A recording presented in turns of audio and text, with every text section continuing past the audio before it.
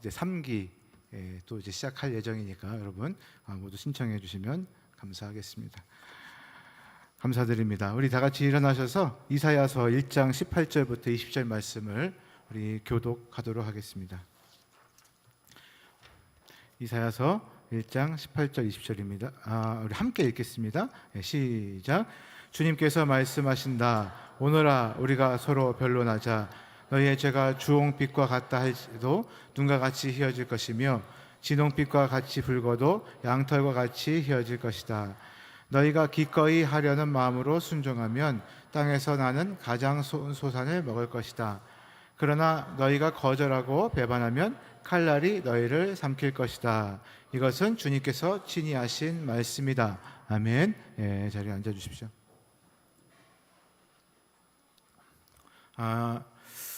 여러분, 복된 환경이 아니라 복 있는 인생으로 살아가고 계십니까? 아멘. 지난 2주 동안에 우리는 시편을 통해서 복 있는 사람이 누구인가를 살펴보았습니다. 시편 1편에서는 하나님 말씀을 즐거워하며 살아가는 사람이 복 있는 사람이라 했고요. 또 15편에서는 하나님의 임재 가운데 머무는 사람이 복 있는 사람이다라고 말씀을 했습니다. 결국에 이 2개의 시편이 우리에게 가르쳐주는 복 있는 사람이란 모든 상황 속에서 하나님과 동행하며 살아가는 사람이다라고 할 수 있습니다. 저와 여러분 모두가 그런 복 있는 인생이 되시기를 축복합니다. 하나님께서는 제사장 나라로 택하신 이스라엘을 그렇게 복 있는 백성으로 세우시기를 원하셨어요. 그래서 그들을 이집트에서 구원하셨고 광야에서 먹이셨으며 약속의 땅으로 인도하셨습니다. 하나님과 함께 살아가면서 하나님의 뜻을 이루어드리는 거룩한 백성이 되기를 바라셨던 것이죠. 그런데 안타깝게도 이스라엘은 하나님과 동행하는 길에서 벗어나고 말았습니다. 하나님의 백성이라는 이름은 가지고 있었지만 하나님과의 관계는 점점 멀어졌고 하나님은 그들을 보시면서 깊이 탄식하셨습니다. 오늘부터 7주 동안 함께 살펴볼 이사야서는 왜 하나님의 백성이 하나님의 마음을 아프게 했는지, 그리고 하나님께서 어떻게 그들을 다시 회복시키시는지를 보여주는 말씀입니다. 그런데 여러분, 이 말씀은 2700여 년 전 이스라엘만의 이야기가 아닙니다. 오늘날 우리에게도 하나님께서는 같은 질문을 던지고 계십니다. 오늘 틴지의 이스라엘 목장, 멕시코 목장, 요르단 목장이 예배를 준비했는데 정말 귀한 섬김입니다. 또한 오늘 생명의 삶을 졸업하시는 분들도 계시는데 진심으로 축하드립니다. 그리고 베트남 아웃리치를 준비하시는 지체들도 있습니다. 우리 교회는 하나님을 위해 기꺼이 헌신하는 모습들이 참 많습니다. 얼마나 감사한지 모르겠습니다. 그런데 기도하는 가운데 하나님께서는 제 마음에 이런 질문을 주셨습니다. 그래서 다음은? 생명의 삶을 졸업하고 그 다음은?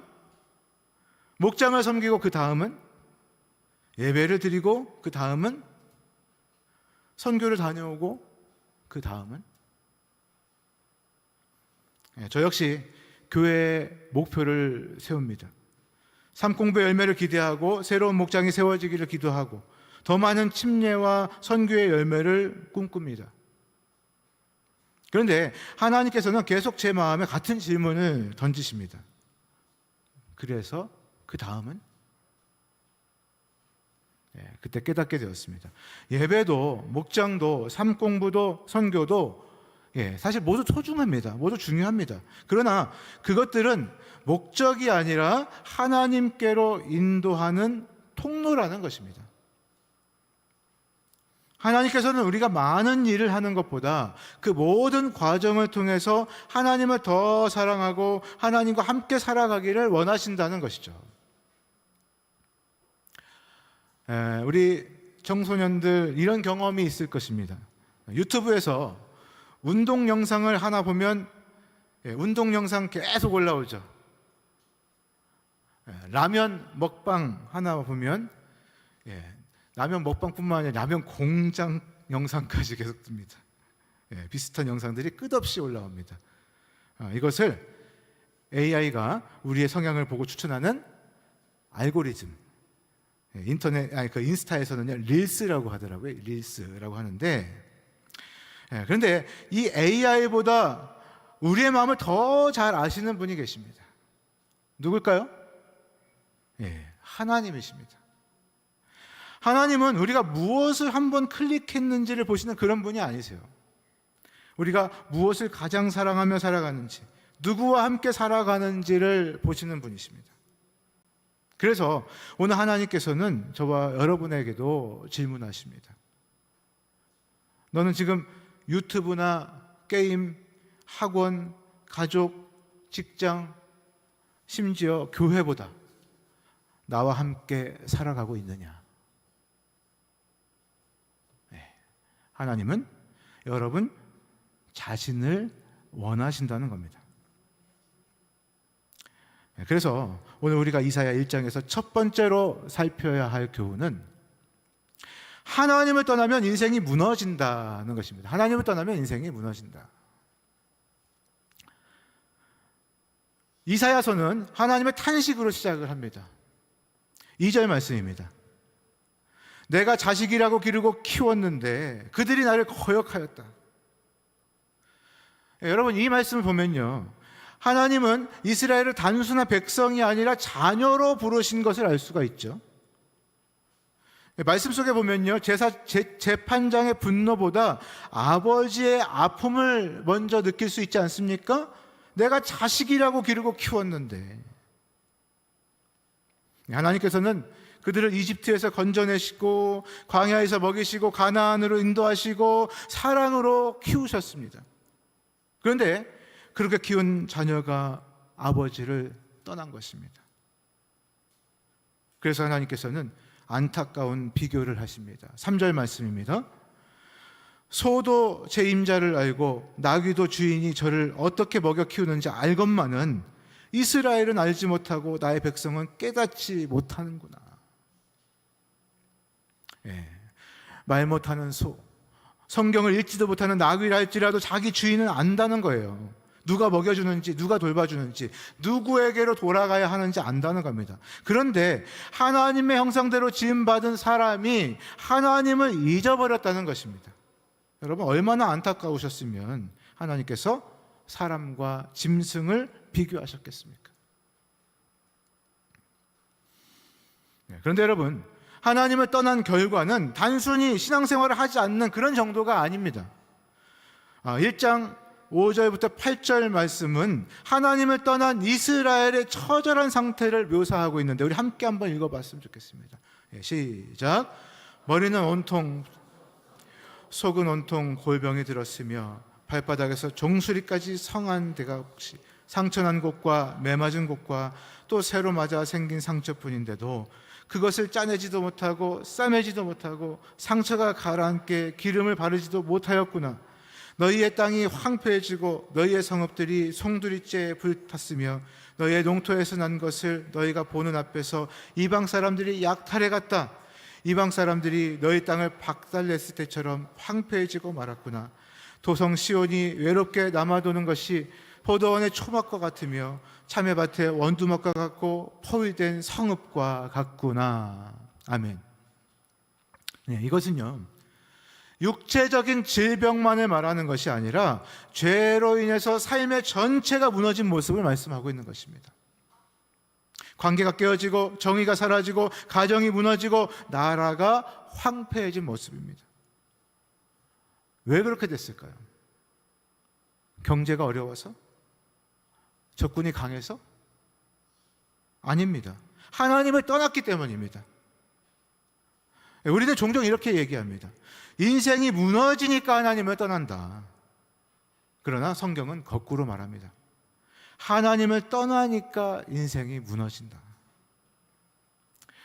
물론 우리가 겪는 모든 고난이 개인의 죄 때문이라는 뜻은 아닙니다. 하나님을 잘 섬기면서도 고난을 겪을 수 있습니다. 그러나 분명한 것은 하나님을 떠난 삶은 겉으로 아무리 잘 되는 것처럼 보여도 결국 영혼의 중심부터 무너지기 시작한다는 것입니다. 여러분, 나무가 말라 죽는 이유는 열매가 없어서가 아니죠. 뿌리의 공급이 끊어졌기 때문입니다. 휴대폰이 아무리 비싸고 성능이 좋아도 충전기를 빼놓으면 결국 꺼집니다. 자동차도 연료가 끊기면 달릴 수 없습니다. 여러분, 사람도 마찬가지입니다. 우리는 하나님과의 관계 속에서 살도록 창조가 됐어요. 하나님을 떠나면 잠시는 괜찮아 보일 수 있습니다. 그러나 결국 우리의 영혼이 메마르고 삶이 흔들리기 시작합니다. 그래서 하나님은 오늘도 우리의 행동을 책망하시기 전에 하나님과의 관계를 회복하라고 부르고 계신 것입니다. 내가 자식을 길렀거늘. 여러분, 이 말씀 속에서는 아직도 저와 여러분을 포기하지 않으시는 하나님 아버지의 마음을 느낄 수 있는 것이죠. 이사야 1장에서 살펴볼 수 있는 교훈 두 번째입니다. 교훈 두 번째, 종교적인 행위가 하나님을 대신할 수 없다는 것입니다. 종교적인 행위가 하나님을 대신할 수 없습니다. 여러분, 여기서 이사야는 더 충격적인 이야기를 하는데요. 이스라엘은 하나님을 떠났습니다. 그 결과 삶이 무너졌습니다. 그런데 이상한 것은요, 예배는 계속 드리고 있었다는 겁니다. 성전에는 여전히 사람들이 모여 있습니다. 제사를 드렸고 절기를 지켰으며 안식일도 지켰습니다. 기도도 했습니다. 겉으로 보면 신앙생활을 아주 열심히 하는 사람들이었습니다. 그런데 하나님께서 놀라운 말씀을 하십니다. 1장 11절에서 15절의 말씀을 제가 간단히 요약을 해드리면, 너희가 많은 재물을 가져오지만 나는 그것을 기뻐하지 않는다. 성전에 와서 형식만 지키고 돌아가지 말아라. 절기를 지키고 기도를 많이 해도 악한 삶을 버리지 않는다면 나는 그 예배를 받지 않겠다입니다. 여러분, 너무 충격적인 것이요, 하나님께서 싫어하신 것이 우상 섬기는 제사가 아니고 하나님께 드리는 예배였다는 겁니다. 그렇다면 하나님께서는 왜 예배를 싫어하시는 분이 되셨을까요? 하나님께서 싫어하신 것은 예배가 아니라 하나님 없는 예배였습니다. 여러분, 생각해 보십시오. 어느 아들이 아버지 생신 때마다 비싼 선물을 보냅니다. 용돈도 꼬박꼬박 드립니다. 그런데 전화는 한 통도 없습니다. 얼굴도 보여주지 않습니다. 아버지가 아프셔도 찾아오지 않습니다. 그러면서 생신 되면 또 선물 하나 보내면서 말합니다. 아버지 사랑합니다. 여러분, 그 선물이 아버지의 외로움을 채울 수 있겠습니까? 아마 아버지는 이렇게 말씀하실 겁니다. 선물보다 네가 보고 싶다. 네, 이것이 바로 하나님 아버지의 마음입니다. 하나님께서는 양이나 염소를 원하시는 분이 아니에요. 향기로운 제물을 원하시는 분도 아닙니다. 하나님께서는 예배 형식만을 원하시는 것이 아니라 마음과 삶을 하나님께 드리는 예배자를 원하십니다. 그래서 하나님께서는 다윗을 통해서도 말씀하셨죠. 우리 시편 51편 16절 17절 말씀을 함께 읽겠습니다. 시작. 제물을 반기지 않으시며 내가 번제를 드리더라도 기뻐하지 않으십니다. 하나님께서 원하시는 제물은 찢겨진 심령입니다. 오 하나님, 주님은 찢겨지고 짓밟힌 마음을 멸시하지 않으십니다. 아멘. 예수님도 같은 말씀을 하셨어요.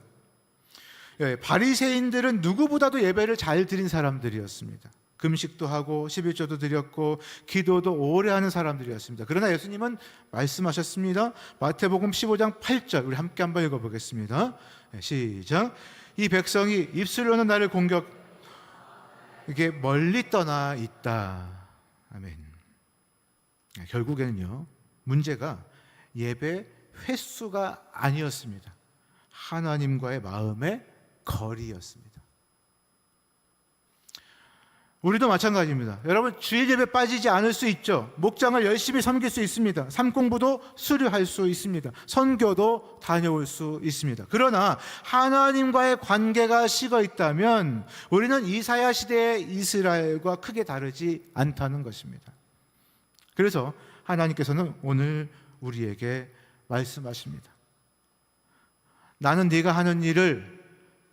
먼저 원하는 것이 아니라 바로 너를 원한다. 바로 너를 원한다. 이사야 1장에서 살펴볼 수 있는 교훈 마지막 세 번째입니다. 하나님은 지금도 여러분을 기다리고 계신다는 것입니다. 하나님은 지금도 여러분을 기다리고 계십니다. 여러분, 이제 하나님께서는 우리를 가장 놀라운 자리로 초청을 하십니다. 18절 말씀 우리 함께 읽겠습니다. 시작. 오너라 우리가 서로 변론하자. 네, 아멘. 여기까지. 오너라 우리가 서로 변론하자. 이 말씀 저는 참 좋아합니다. 왜냐하면 하나님께서 너는 끝났어, 다시는 오지 마, 내가 너 포기했어, 이렇게 말씀하지 않으셨기 때문입니다. 오너라, 이 한마디 속에 하나님의 마음이 담겨 있습니다. 여러분 생각해 보십시오. 아버지를 떠난 자녀입니다. 하나님보다 종교를 붙잡았던 사람들입니다. 입술로는 하나님을 예배했지만 마음은 떠나 있었던 사람들입니다. 그런데 하나님은 그들을 향해서 오너라 이렇게 말씀하십니다. 왜요? 하나님은 벌 주시는 것이 목적이 아니라 관계를 회복하시는 것이 목적이기 때문입니다. 그래서 이어지는 말씀이 너무 놀랍습니다. 18절 말씀 이어서 다시 읽겠습니다. 너희의 죄가, 시작. 너희의 죄가 주홍 같을지라도 눈과 같이 희어질 것이요 진홍같이 붉을지라도 양털같이 되리라. 아멘. 아멘. 주홍과 진홍은 당시에 쉽게 지어지지 않는 염료였습니다. 한번 물이 들면 다시 원래대로 돌아가기 어려웠습니다. 하나님께서는 그 색을 사용하십니다. 너희 죄가 그렇게 깊어도 내가 깨끗하게 할 것이다. 여러분, 이것이 은혜 아닙니까? 여러분, 우리는 보통 하나님께 이렇게 말합니다. 하나님, 제가 좀 깨끗해지면 가겠습니다. 좀 나아지면 기도하겠습니다. 죄를 다 해결한 다음에 하나님께 나아가겠습니다. 그런데 하나님은 정반대로 말씀하시죠. 비참한 모습 그대로, 더러운 모습 그대로, 그 모습 그대로 오너라. 깨끗해져서 오는 것이 아니라 하나님께 나아올 때 깨끗하게 되기 때문입니다. 여러분, 이것이 복음입니다. 여러분, 자연스럽게 십자가가 생각나지 않습니까? 우리의 죄를 눈처럼 희게 하실 수 있는 이유는 우리가 회개를 잘해서가 아니라, 봉사나 기부를 잘해서가 아니라 바로 예수님께서 우리의 주홍 같은 죄를 십자가에서 대신 짊어지셨기 때문임을 믿으시기 바랍니다. 그래서 하나님은 오늘도 말씀하십니다. 오너라. 이 말씀은 이스라엘 백성에게만 하신 말씀이 아니라 바로 오늘 우리를 향한 초청입니다. 그런데 하나님께서 우리를 부르실 때는 우리의 선택도 필요하죠. 오늘 본문 19절과 20절은 하나님께 돌아와 순종하며 살아가는 사람과 끝까지 하나님을 거절하는 사람의 길이 얼마나 다른지를 보여주고 있습니다. 우리 19절, 20절을 함께 한번 읽어보겠습니다. 19절, 20절 시작. 너희가 기꺼이 하려는 마음으로 순종하면 땅에서 나는 가장 좋은 소산을 먹을 것이다. 그러나 너희가 거절하고 배반하면 칼날이 너희를 삼킬 것이다. 아멘. 친히 하신 말씀입니다. 아멘. 하나님께서는 먼저 우리를 용서하십니다. 그리고 우리는 그 은혜에 응답하여 하나님께 돌아가기로 선택합니다. 그 선택은 한 번의 결심으로 끝나는 것이 아니라 날마다 하나님 말씀에 순종하는 삶으로 이어지는 것입니다. 사랑하는 여러분, 오늘 하나님께서는 우리에게 더 많은 일을 하라고 말씀하시지 않습니다. 먼저 내게 돌아오너라 이렇게 부르십니다. 이번 한 주 매일 하루 20분 정도만이라도 여러분 휴대전화, TV, 바쁜 모든 일정을 잠시 내려놓으시고 하나님과 단둘이 있는 시간을 가져보시기 바랍니다. 큐티 본문이나 성경을 천천히 읽으면서 하나님께 이렇게 말씀드려 보십시오. 하나님, 제가 왔습니다. 하나님보다 더 사랑했던 것이 있다면 내려놓겠습니다. 오늘 제가 버려야 할 것 하나와 순종해야 할 것 하나를 보여주십시오. 그렇게 오너라에 먼저 순종하시면 그 자리에서 깨닫게 하신 하나님의 은혜가 있을 것입니다. 용서해야 할 사람을 보여주신다든지, 찾아가야 할 사람을 보여주신다든지, 끊어야 할 죄를 보여주신다든지, 그렇게 보여주실 때 그 음성에 순종하시기를 바랍니다. 하나님과의 관계는 아는 것으로 회복되는 것이 아니라 순종할 때 더 깊어지는 것입니다. 하나님은 우리를 정죄하시기 위해 부르시는 것이 아니라 깨끗하게 하시고 회복시키시기 위해 부르십니다. 이 은혜의 초청 앞에 기쁨으로 나아가셔서 하나님과의 관계가 새로워지시고 그 회복이 우리의 예배와 가정과 일상 속에 아름다운 순종으로 이어지는 우리 한빛침례교회 모든 가족이 되시기를 우리 구주 예수 그리스도의 이름으로 축복합니다. 우리 다 같이 일어나셔서 우리 내 모습 이대로 함께 찬양하겠습니다.